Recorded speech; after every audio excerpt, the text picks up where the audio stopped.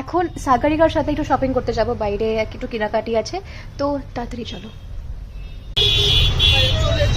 চলছে এখনো। এটা চলো, এটা বোতল কিন্তু আছে নাকি?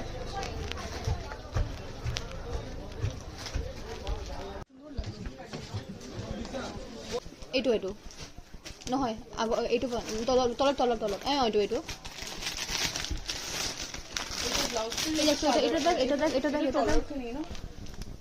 মেৰুন কালাৰৰো আছিলে। মেৰুন কালাৰটো কোনটো ইয়াতে আছে? মেৰুন